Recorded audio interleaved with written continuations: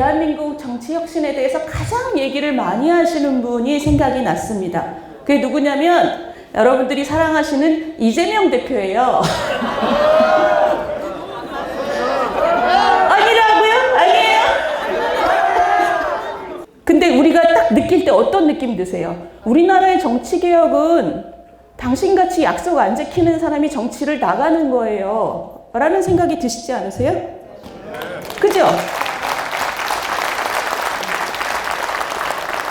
정치는 제도를 바꿔서 바꿀 수 있는 것보다 이런 사람들부터 집에 보내는 게 정치 개혁입니다. 맞죠?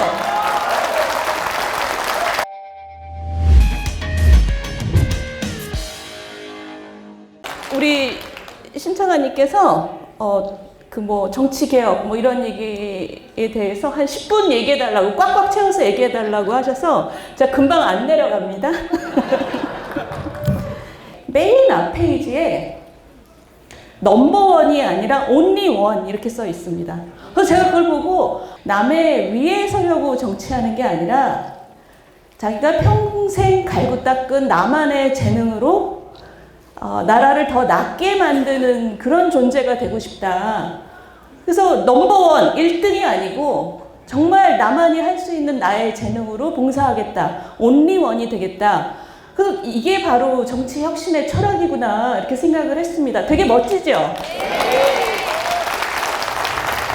근데 멋진데 그걸 읽다 보니 책을 읽으면서 오다 보니까 누가 생각이 났냐면 요즘에 대한민국 정치 혁신에 대해서 가장 얘기를 많이 하시는 분이 생각이 났습니다. 그게 누구냐면 여러분들이 사랑하시는 이재명 대표예요.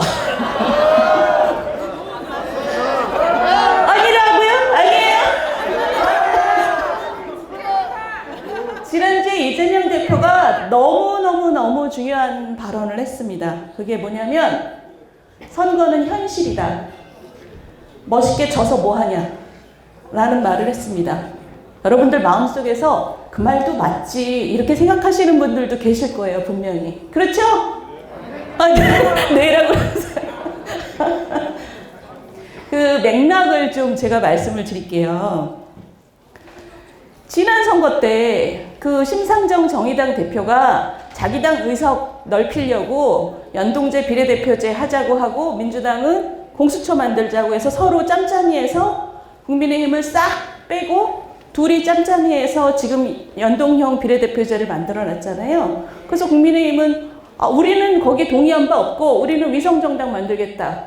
그리고 민주당도 나중에 결국 위성정당 만들어서 코미디가 됐습니다. 지금 이재명 대표는 그거를 옛날 제도로 돌릴 것이냐 아니면 그 위성정당을 만들 것이냐 이런 고민을 하면서 한 얘기가 그 얘기예요. 근데 여러분들 기억이 안 나시겠지만 제가 기억을 이렇게 되살려보면 그분이 대선 후보 나가면서 공식 선거운동 전날 선언을 했습니다.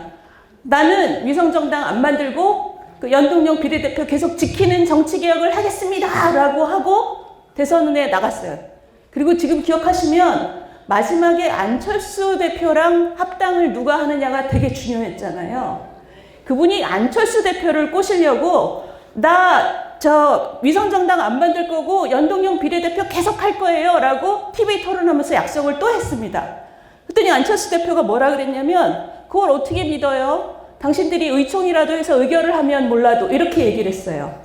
그래서 그 며칠 그 뒤에 일요일 밤에 전국에 내려가 있던 민주당 국회의원들을 다 불러갖고 의총을 열어서 일요일 밤에 의결해서 전 국민한테 얘기한 겁니다.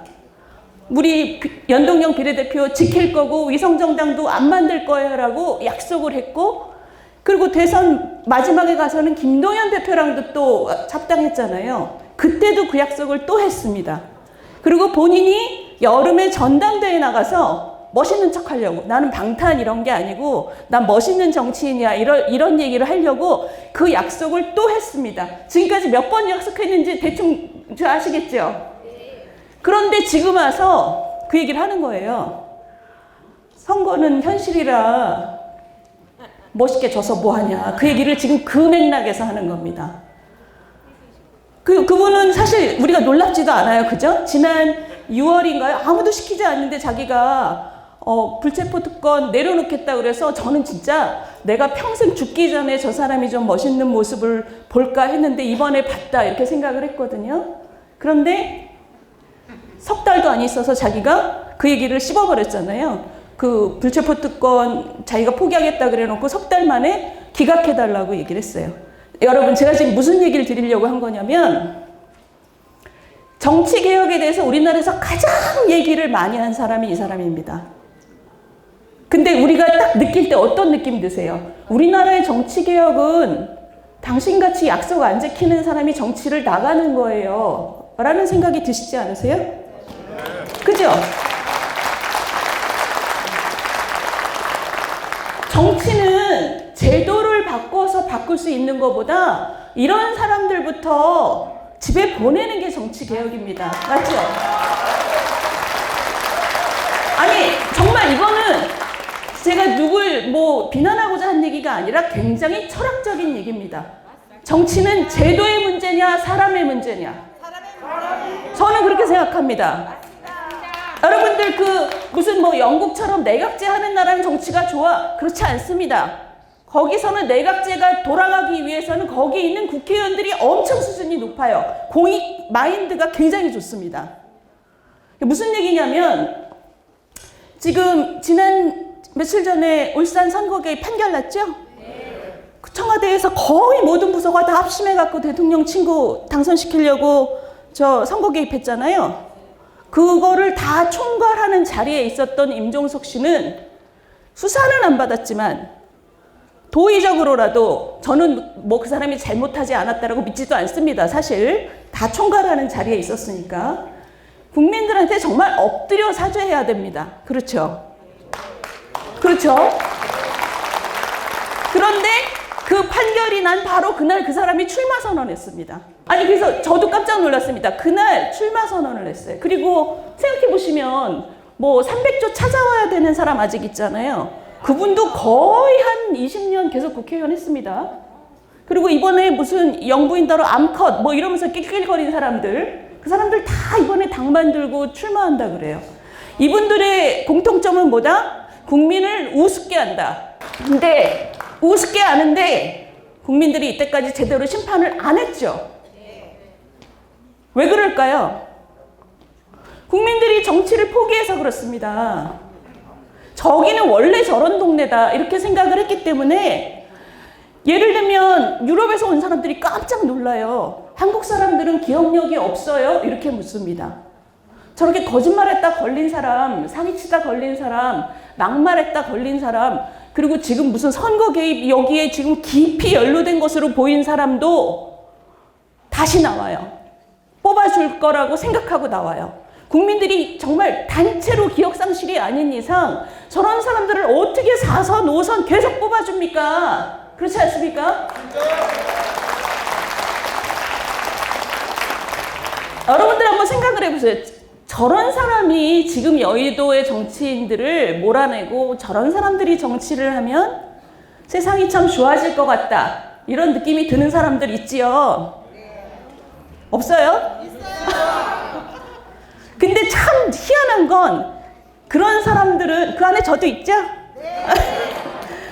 그런 사람들은 다 국민의힘입니다. 맞죠? 남들보다 도덕성도 있어야 되고, 그리고 막말하지 않고, 막말이라는 건 사람의 기본이잖아요. 사람을 존중하고, 그리고 세상에 대해서 봉사할 수 있는 자기만의 역량을 가진 사람.